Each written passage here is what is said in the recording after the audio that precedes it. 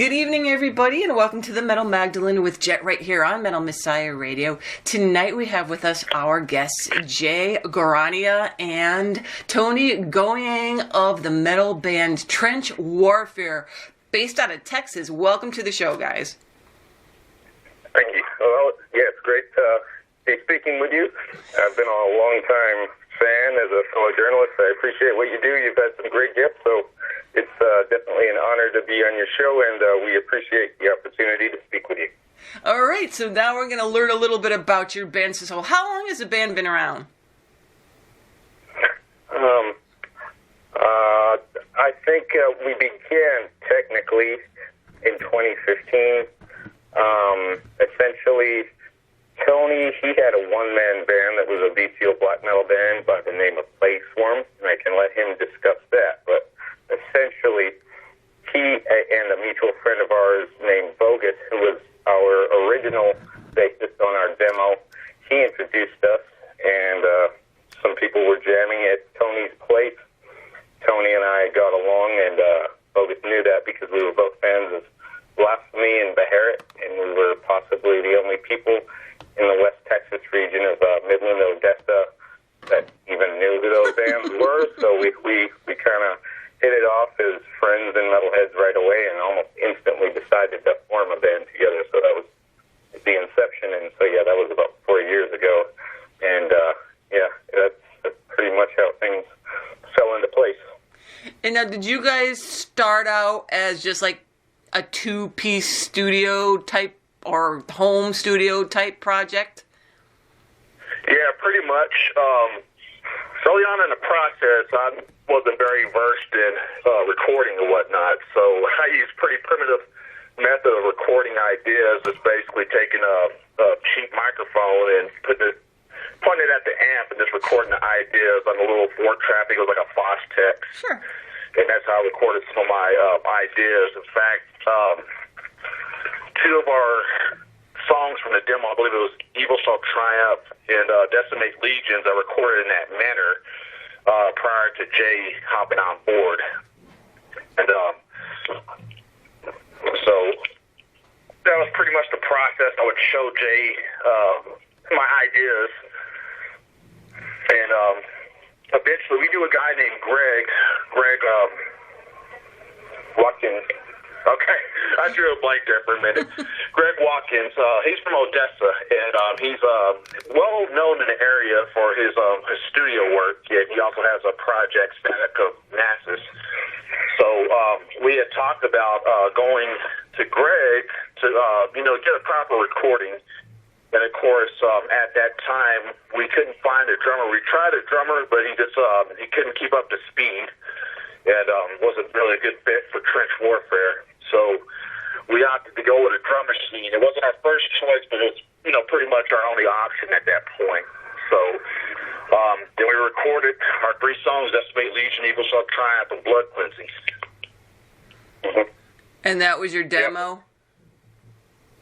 Yeah, that was our demo, and it was we just went to totally DIY.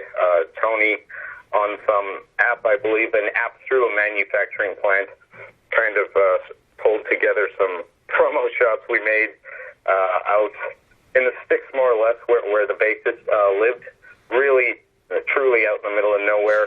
There was a barn behind his property, really abandoned, so we thought it was cool, perfect kind of setting, and pretty apropos for a metal band, I suppose. But for the longest time, he owned the screen door that was a prominent kind of element in the first Texas Chainsaw Massacre.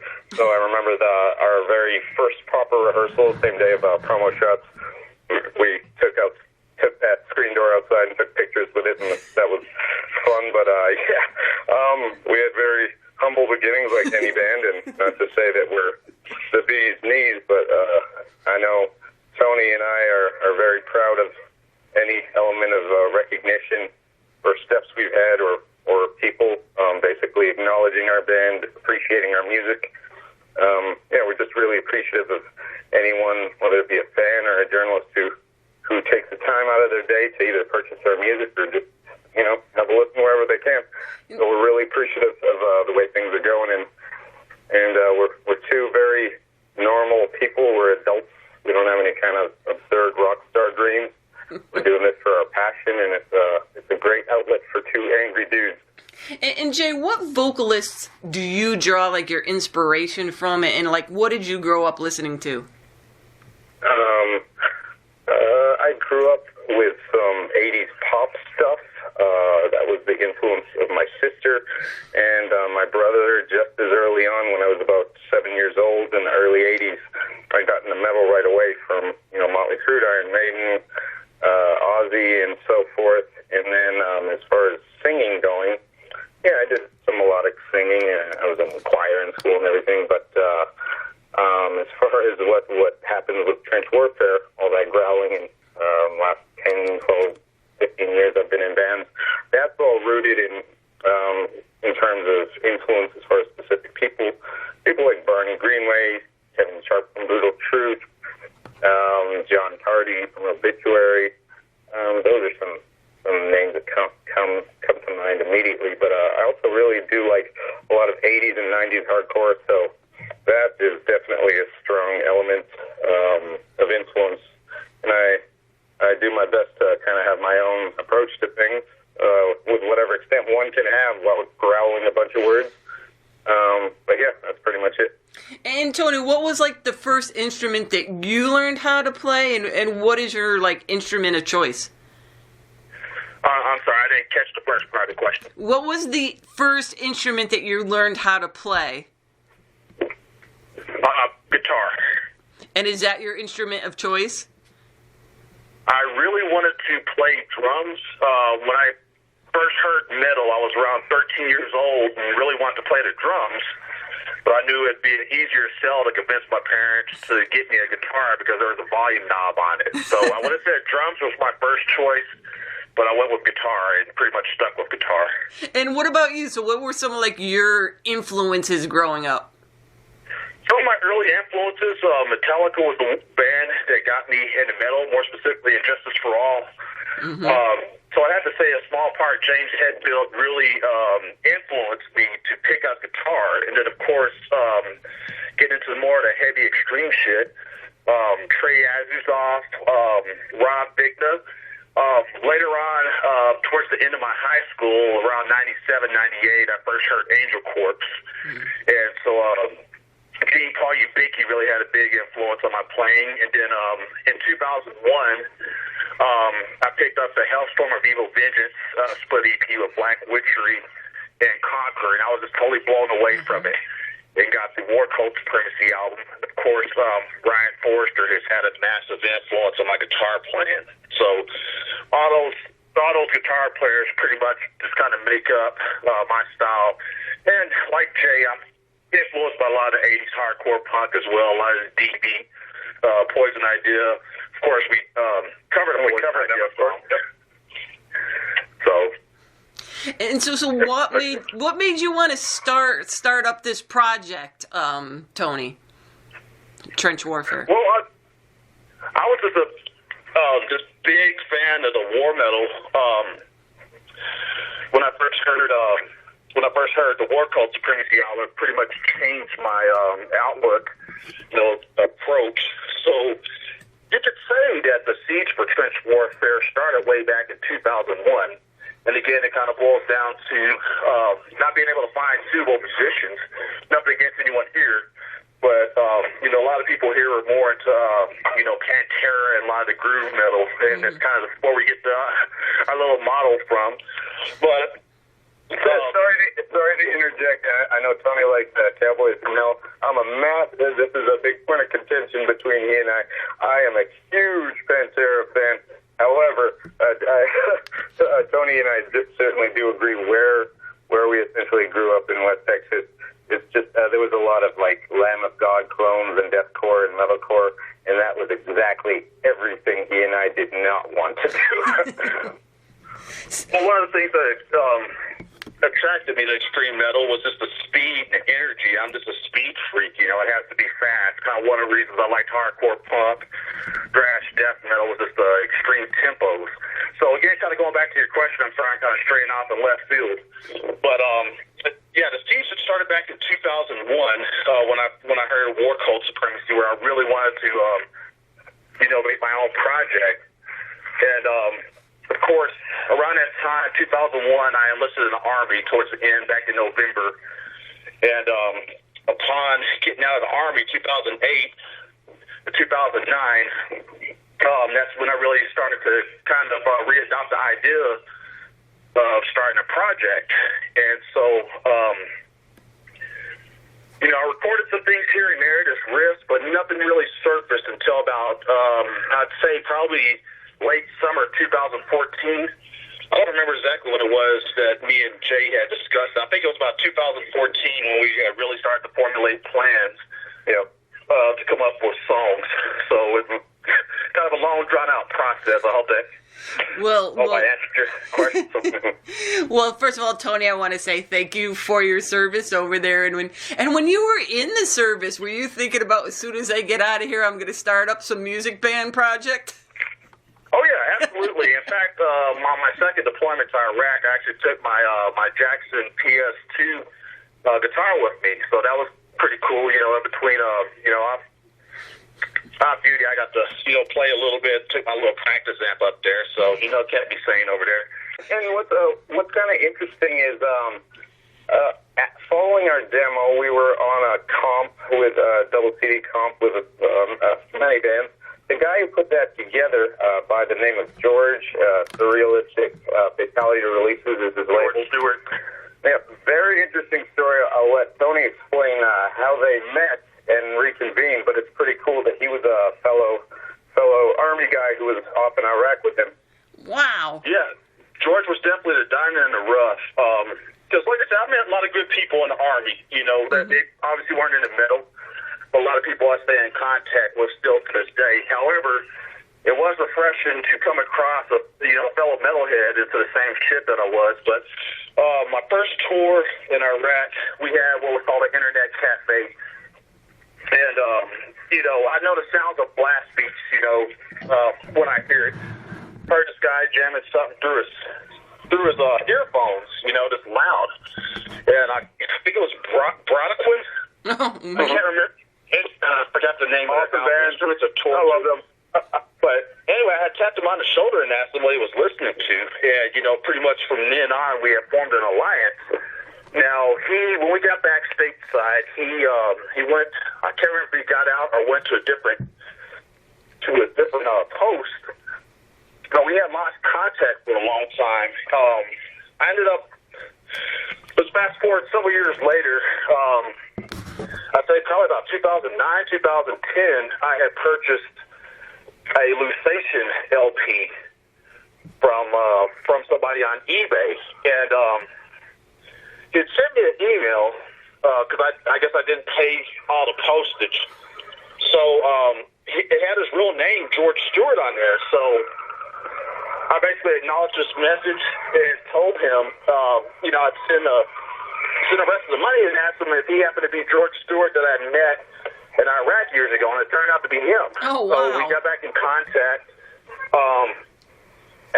Shortly after we had recorded we were planning on recording a split with his other band, Abysmal, but that kind of fell through. But we recorded a Bachman cover, and but it didn't surface, but we stayed in contact pretty much all these years.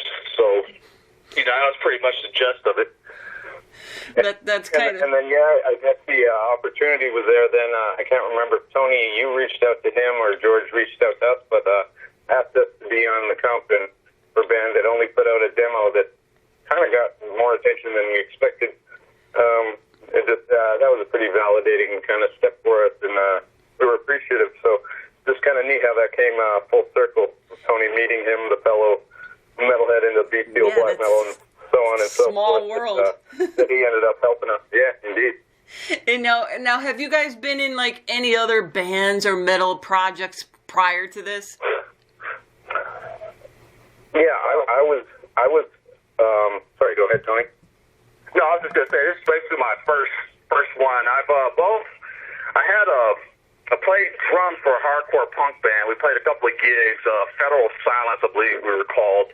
We had a couple of gigs, but we didn't stay around long, about 6 months. And then, of course, I went back to just me playing on guitar. Yeah, and I was in, over the years, several bands. Most recently, there was a band called Kanye East. Interesting name.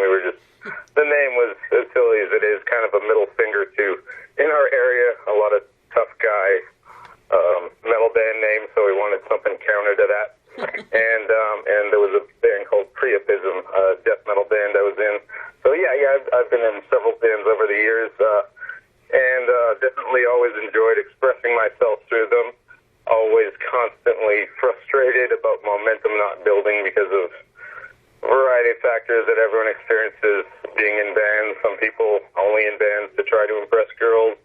Some people just having egos that are larger than their capabilities at times. And for whatever reason, most of the bands always fell apart. And I think we've been doing well in staying the course because I know that Tony and I are really in it for what I consider to be the right reasons. Like I said, he and I are adults. We have normal lives and families and jobs like everyone, I suppose. And I suppose we're friendly enough, but we're both kind of intense, angry dudes in our own ways. Maybe not the easiest people to deal with for everyone at all times, but we're definitely best friends. We get along great, and it's a great avenue for us to express ourselves, the negative energy within us, I suppose. And it's the greatest outlet for aggression. There's other ones in life, of course, like, working out in the gym or, certain activities with certain partners in life and whatnot. But yeah, this is definitely one of them, and I know I can't live without expressing myself through music, so it means a lot to me. I was going to say that, all your bios on the band that are published out there for everybody, it's always focused on hate-filled music by you guys and lyrics. So, Jay, what is it in this world that you hate so much that you had to put it into words? People, really.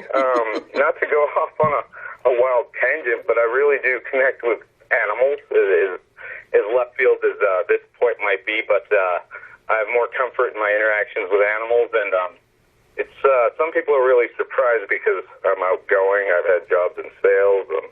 As you know, I do the music journalism thing too, and so I interact with people and whatnot, and there's people close to me in life, but I've pretty much since my early teens grown a very intense kind of, I'm not some pure nihilist or anything like that.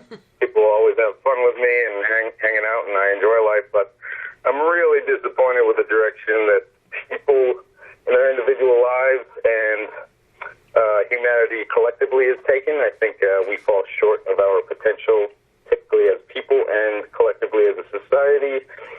And people daily pretty much give me reasons to hate them more and more, and so I live my life, and I need to express myself, and that's exactly what this band is for. So I'm quite honestly not even overstating this, but for me, if I didn't have this outlet, I'd probably quite literally be in prison for acting in a way that doesn't exactly fall within the confines of the law. And Tony, how do you make the anger and emotion come through in the music that you write?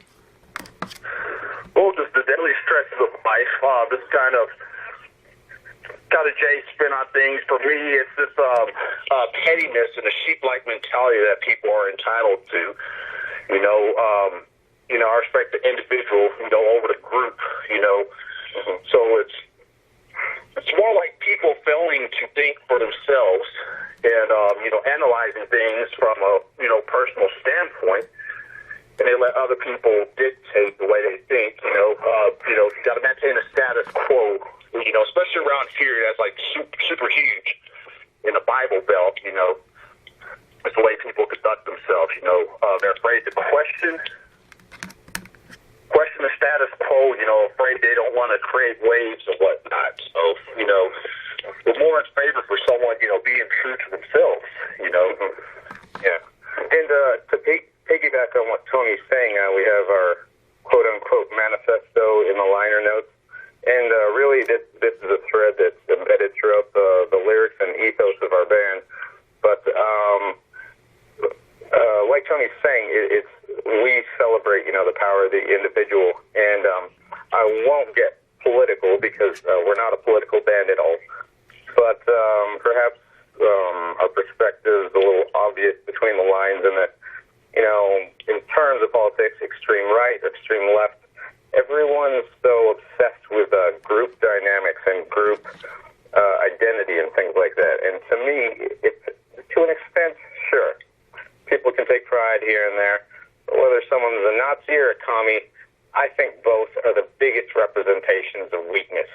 Reliance upon others, identity and pride upon what others have done rather than yourself. Tony and I think a big reason why we click as bandmates and as friends is because we truly value the spirit of individualism. And I don't want to go on a tangent about my patriotism, but I think America's a great country that celebrates that kind of thing because Absolutely. Because the individual is where everything is. Like, success comes from what you do, what you build in your own life. People shouldn't constantly live their lives blaming others or blaming circumstances. And on the flip side, why take pride in what others have done? Build yourself, do life on your own terms, and I can't stress that enough. And I know Tony and I are very much. We're great friends. We disagree on some major points in life here and there, but that is an area where we're definitely on board that individual success, individual pride, that is everything. Obsessing about group association and identity, I think that's, quite frankly, I think it's for fools. I think it's useless. And it's a part of why I hate society at large. Okay. So people call you guys they label, everybody likes to put their labels on their music. They call you like a black death metal band. So how would you describe your music? Well, I was heavily influenced by bestial war metal, but if you listen to it, you can hear other influences. I mean, the bestial war metal is basically a huge foundation. But I'm also a huge fan of like the early, classic Florida death metal, Altars of Madness era, Morbid Angel, Imperial Doom, Monstrosity, Butchered at Birth, Diabolic, and things of that nature. That even all great bands. Diabolic is great. Sorry. Okay, so you guys, right, going to be releasing your debut full-length album off Transcending Obscurity Records called Hatred Prayers, the beginning of August. So who is on this album? What's the lineup on this album?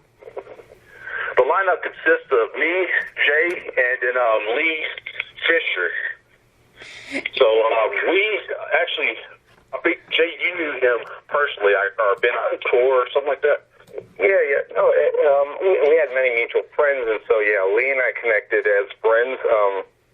Really fantastic guy.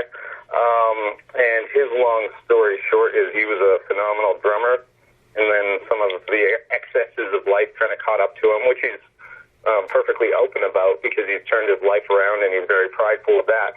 Again, relating to kind of the ethos of our band. But he's a fantastic, talented drummer. Back in the day, he was in Psyopus for several years, I believe. He was in the awesome death grind band Commit Suicide in the early 2000s.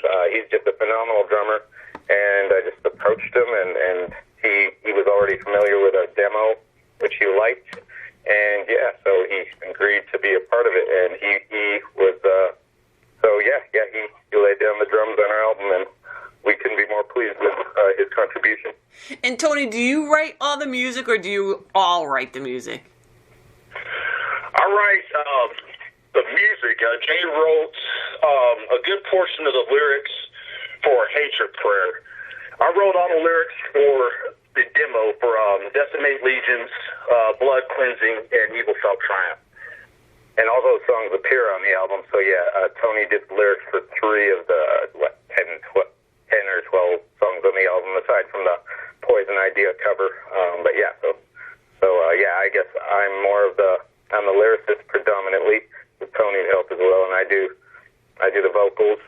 Tony's has backup vocals on one song, and yeah, Lee did the drumming. But as far as composition and direction of the band, that's all Tony.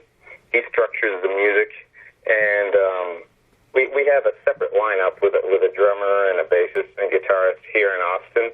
Tony lives 5 hours away in Midland, where I grew up and met him as well. So yeah, there's going to be new contributions in terms of writing, but Tony is definitely the helm of the direction of the writing. And now on this album too, did you guys want the lyrics and all the songs on this album to depict certain themes, or no? To depict what, I'm sorry? Certain themes. Yeah. I mean, a pretty... sorry, go on. Just, because me and Jay are like dirty old men, so a lot of topics that's around perversity. As with blood cleansing, I won't go into too much details there. But Jay pretty much writes, what he was kind of talking about earlier, just the stresses and, individuality, anti-religion, and that sort of thing. Mm-hmm. Yeah. In terms of, themes of the songs are pretty distinct for the most part. There's, like Tony said, I think we're both dirty old men, so the song Blood Cleansing encompasses a bit of that. Sate Thy Lust encompasses a bit of that. A bit of celebration of hedonism, which I'm perfectly okay with. That's in there, but overall a great deal of celebration of individual spirit, individual strength, and that's the way I believe everyone should go in life, and that's what I firmly believe in. But that goes perfectly hand in hand with our anti-religious kind of sentiments, and we're certainly not PC. I think someone would be a fool to label us raging bigots or anything like that. But we also weren't afraid of addressing Islam in it. We have the song Behead Muhammad, and it's equally as scathing toward that religion as we are against Christianity. And I think a lot of people in society, and sadly within the metal scene nowadays, will see that and see it like a taboo subject. I remember I addressed it recently, and our live bassist, he has another band called Church Aside. In his band, there's also a band that addresses an anti-Islamic kind of sentiment, and so the other month I kind of posted about it, and I was all jolly and happy about it. And a couple of people remarked something along the lines of being an edgelord or something, and to me that's ridiculous, because, I mean, if you write a song that's anti-Christian, is one being an edgelord or a neckbeard or whatever? I think that's ridiculous. Like most people who do have an anti-religious perspective, I mean, it just only makes sense that applies across the board. So right, we have that view, and we address it in music. If you look at the album cover, the album cover basically has these symbols, for all the major religions, Judaism, Islam, and Christianity. Just kind of going back to the free thinking and, individual, I'm a strong believer in every man's path is their own. Right. There is no made-up fictional deity, that's going to guide your path. You're responsible for putting your feet in front of the other and making things happen. So tell us a little bit about the artist now that you brought it up that did the cover.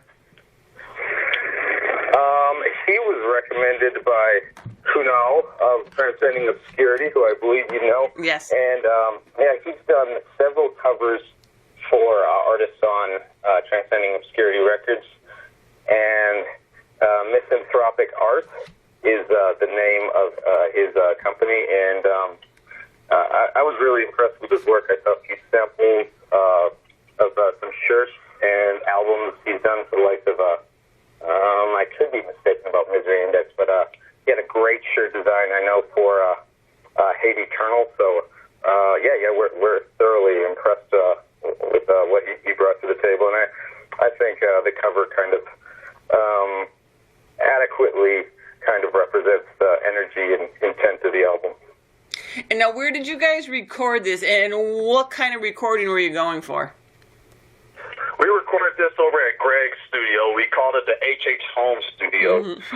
So basically all three of our recordings, the demo, the split, the compilation album, and Hatred Prayer, we recorded over there. So we did things slightly different this time around for the album. Because like I said, when I first started off, I didn't know much about recording. I'm still learning now. I don't know a whole lot, but, I'm still learning as we go on. But a mutual friend of us, Bobby Trevino, I'm not butchering his name, he had told me about, he had brought me up to speed on audio interfaces. And so I started using that along with Guitar Rig 5. And I recorded the guitar parts and sent those to Greg, and Greg basically did what he did, did the mastering, the EQing of everything. And then I think I'll let Jay tell me how he did his. This process was slightly different. Mm-hmm.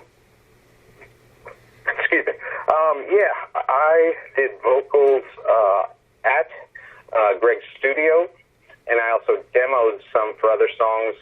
So they were split between HH Home Studio, Greg's studio, in Odessa, Texas. And I also recorded, I'd say, half or more of the songs here in Austin, actually, at our original studio place, rehearsal spot. But yeah, it was straightforward. I had to, like I mentioned, I've been in bands a long time, but not really well-versed in recording, even though we've had a couple recordings previously.